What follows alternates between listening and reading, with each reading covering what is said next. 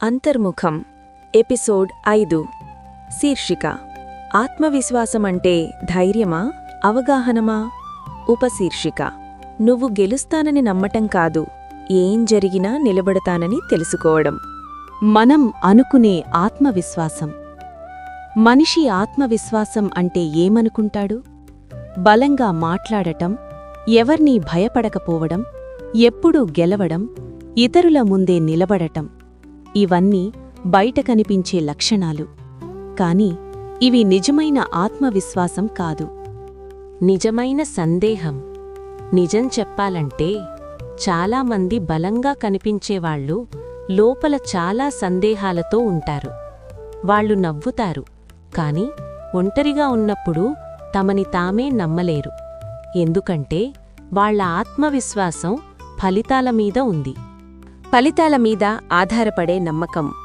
నువ్వు గెలిస్తే నిన్ను నువ్వు నమ్ముతావు, నువ్వు ఓడిపోతే నిన్ను నువ్వు సందేహిస్తావు.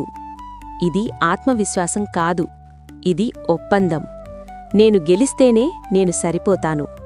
ఈ ఒప్పందం ఉన్నంతకాలం మనిషి భయంతోనే జీవిస్తాడు. నిజమైన ఆత్మవిశ్వాసం పుడే చోటు, నిజమైన ఆత్మవిశ్వాసం విజయంలో పుడదు.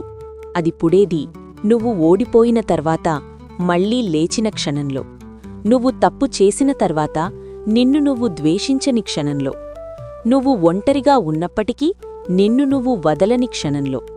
నీతో నీ సంబంధం. నిజంగా చెప్పాలంటే ఆత్మవిశ్వాసమంటే ప్రపంచంతో సంబంధం కాదు, అది నీతో నీ సంబంధం. నువ్వు నీకు ఇలా చెప్పగలిగితే, నేను పర్ఫెక్ట్ కాదు, కాని నేనున్నాను, అక్కడే ఆత్మవిశ్వాసం మొదలవుతుంది. పోలికల విషయం. మనిషి తనను నమ్మలేని పెద్ద కారణం పోలిక. అతనితో పోల్చుకుంటాడు, ఆమెతో పోల్చుకుంటాడు, ఇతరుల విజయంతో తన విలువ కొలుస్తాడు. కాని పోలిక ఉన్నచోట ఆత్మవిశ్వాసం ఉండదు. ఎందుకంటే నువ్వు నిన్ను చూస్తేనే నీ విలువ తెలుస్తుంది. ఆత్మవిశ్వాసం అంటే ఏమిటి? ఆత్మవిశ్వాసం అంటే భయం లేకపోవడం కాదు, అది భయంతో ఉన్నప్పటికీ ముందుకు నడవడం. ఆత్మవిశ్వాసం అంటే ఎప్పుడూ సరైన నిర్ణయం తీసుకోవడం కాదు, తప్పు చేసినా నేర్చుకోవడం. ఆత్మవిశ్వాసం అంటే ప్రపంచం నిన్ను నమ్మడం కాదు, నువ్వు నిన్ను వదలకపోవడం.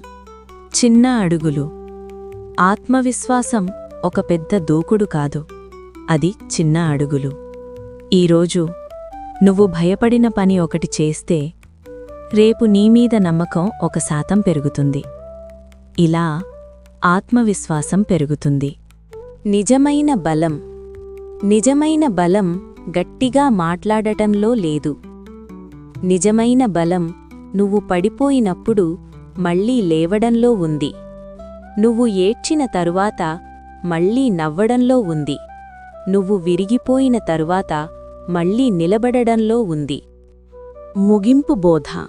ఆత్మవిశ్వాసమంటే నేను గెలుస్తాను అనడం కాదు, ఏం జరిగినా నేను నిలబడతాను అని తెలుసుకోవడం. అక్కడే మనిషి నిజంగా స్వేచ్ఛ. ముగింపు వాక్యం. ప్రపంచం నిన్ను నమ్మే రోజు గొప్పది కాదు, నీవు నిన్ను వదలని రోజు నీ జీవితంలో గొప్ప విజయం. Friends, please subscribe, like, share and comment మన ఛానల్.